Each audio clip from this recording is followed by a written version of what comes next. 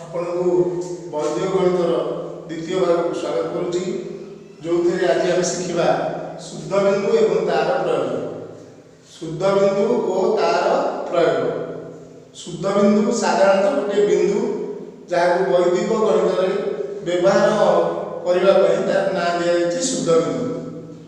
कौन अंकर उपरे शुद्ध बिंदु थे अंकटी एक अधिक बोली धरा जाए।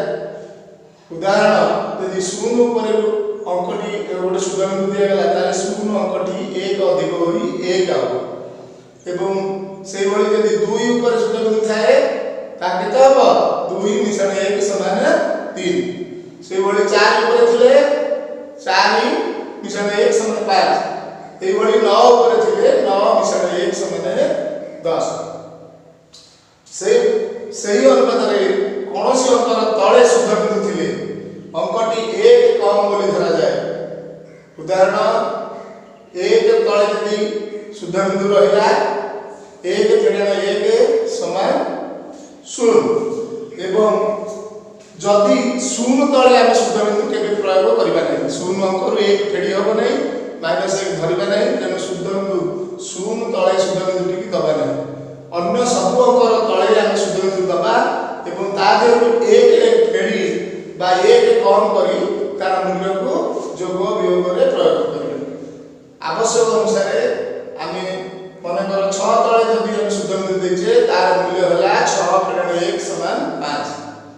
कौन सी संख्या ऊपर यदि शुद्ध बिंदु थाए एभली मनकर 101 आसला 8 अंक ऊपर शुद्ध बिंदु अछि ताले सेटा बुझा दिबो 8 रे 1 अधिक अर्थात 100 रे 91 सेही भली जदि 45 लेखा है एवं 5 ऊपर शुद्ध बिंदु दिया है ताहले सेटा 5 अंकटी 1 अधिक अर्थात 4 रे 6 46 संख्याटी 46 बोली हम धरता।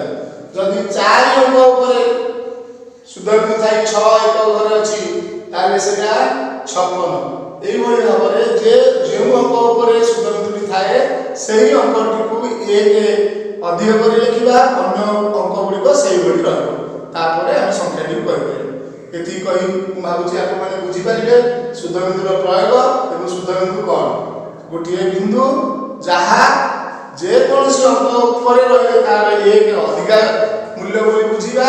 जदि अंकटीर तळे शुद्ध बिंदु दिया जाए ताले एक कम बोली बुझीबा। वैदिक गणितर भाग तृतीय को आपन स्वागत करूची। एथरा शिखिबा शुद्ध बिंदु सहायता कि बड़ी जोग वियोग करा जोग वियोग क्रिया रे शुद्ध बिंदु कि बड़ी प्रयोग करबा ता विषय में बुझे। मनकर आमे 25 और 47 ए दुईटी संख्या को मिसेय को जाउछ। प्रथमे आमे मिसान कला बेले एक घर तो मिसेबा एटा आपण जानि छै। जदि एक घर आमे मिसेबा 5 और 7 मिसेले 12 होछ। 12 रो 2 रखी 10 घर एक को शुद्ध बिंदु आकार रे 2 ऊपर दबा बा बाम पट थिबा अंक ऊपर दबा जे कोनसी अंक 2 जगह जे कोनसी अंक थारो ता ऊपर भी हमें दे परिबा।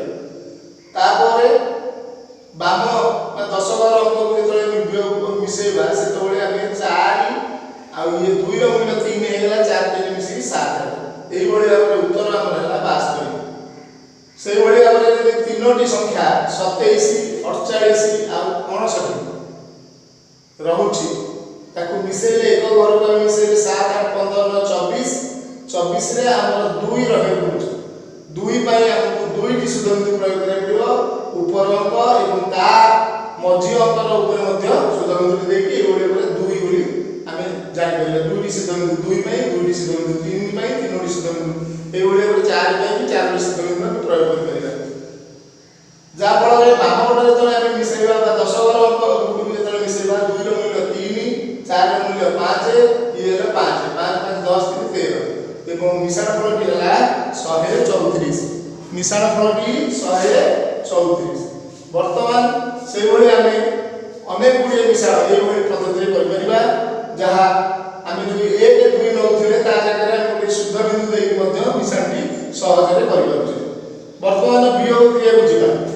वियोग क्रिया रे आपण लक्ष्य करंतु 41 रु 25 फेडी 41 रु 25 फेडला बेले ऊपर अंकटी 1 अछि एवं तळ अंकटी 5 अछि। एक घर ऊपर अंक 1 अछि तळ अंकटी 5 अछि। साधारणतः 1 रु 5 जीव नाही तेणु हम 1 दशमलव पड़िबो जहां हमें आगु जानि जे 4 ରୁ 11 ନେଲା ମାନେ 4 ତଳେ ଗୋଟେ ଶୁଦ୍ଧ ବିନ୍ଦୁ ଦେଇଦେବା। ଆମେ 11 ଯାଇଛି ବୋଲି ତାହା ଆମର ଭଲ ଭାବରେ ମନେ ରହିବ। ତାହେଲେ ଆମେ 11 ରୁ 5 କାଟି 16 ଲେଖିବା, 6 ଲେଖିବା, 6 ଲେଖିବା ଏବଂ 4 ରୁ 1 ପଳେଇଛି ଶୁଦ୍ଧ ବିନ୍ଦୁ ତଳେ ଦିଆଯାଇଛି, ତାର ମୂଲ୍ୟ ହେଉଛି 3, 3 ରୁ 2 ଗଲେ ଏଇଭଳି ଭାବରେ 41 ରୁ 25 ଗଲେ ଆମେ 16 ପାଇବା। ପୁନଶ୍ଚ ଆଉ ଗୋଟେ ବିয়োଗ କ୍ରିୟାରେ 525 ରୁ ମୁଁ 162 ବିয়োଗ କରିଛି। 1 ଉପରେ 5 ଏବଂ ତା ତଳ ଅଙ୍କ 2 ଅଛି, 5 ରୁ 2 ଫେରିକି 3 ଲେଖିପାରିବା। 10 ଉପରେ 2 ଅଛି, ତା ତଳ ଅଙ୍କ 6 ଅଛି, 2 ରୁ 6 ଯିବ ନାହିଁ, ତେଣୁ 5 ରୁ 11 ଧାର ନେବା। 5 ରୁ 11 ଧାର ନେଲେ ଏ ମଝିରେ 12 ହେଲା, 12 ରୁ 6 ଗଲେ 6 ଏବଂ 5 ର ତଳେ ଶୁଦ୍ଧ ବିନ୍ଦୁ ଥିବାରୁ ଏହାର ମୂଲ୍ୟ 4, 4 ରୁ 1 ଗଲେ 3। এইভাবে ভাবে উত্তর পাইবা 363। এইভাবে ভাবে এহাକୁ প্রয়োগ করি আমি অনেক গুড়িয়ে মিশ্রণ এবং ফেড়াণ করিপারিবা। বর্তমান আমি বৈদিক গণিতর ভাগ 4 তা যার বিষয়বস্তু হল পরম মিত্র সেই বিষয়ে জানিবা। যেতবে দুইটি সংখ্যার অঙ্কর যোগফল 10 हुए সেই সংখ্যা দুইটি পরস্পর পরমিত্র কুহନ୍ତି। যদি ଆମେ ଦୁଇଟି ସଂଖ୍ୟାକୁ ମିଶେଇବା ତାହା 10 ହୁଏ, ତାହେଲେ ଗୋଟିଏ ଅନ୍ୟଟିର ପରମ ମିତ୍ର। 10 ରେ 0 ମିଶେଇଲେ 10 ହେଉଛି, ତେଣୁ 0 ର ପରମିତ୍ର 10 ଓ 10 ର ପରମିତ୍ର 0। ସେମିତି 1 ମିଶାଇଲେ 9, 10 ବା 9 ରେ 1 ମିଶେଇଲେ 10, ତେଣୁ 1 ର ପରମିତ୍ର 9 ଏବଂ 9 ର ପରମିତ୍ର 1। ସେଇଭଳି ଭାବରେ 2 ରେ 8 ମିଶେଇଲେ 10 ହେଉଛି, ତେଣୁ 10 ହେଉଥିବାରୁ 2 ର ପରମିତ୍ର ହେଲା 8 ଆଉ 8 ର ପରମିତ୍ର ହେଲା 2। 3 ଆଉ 7 ର ଯୋଗଫଳ 10, ତେଣୁ 3 ର ପରମିତ୍ର 7 ଓ 7 ର ପରମିତ୍ର 3। 4 ଆଉ 6 ର ଯୋଗଫଳ 10, ତେଣୁ 4 ର ପରମିତ୍ର 6 ଏବଂ 6 ର ପରମିତ୍ର 4। ସେଇଭଳି 5 ଆଉ 5 ମିଶିଲେ 10, ତେଣୁ 5 ର ପରମିତ୍ର ସେହି ନିଜେ 5।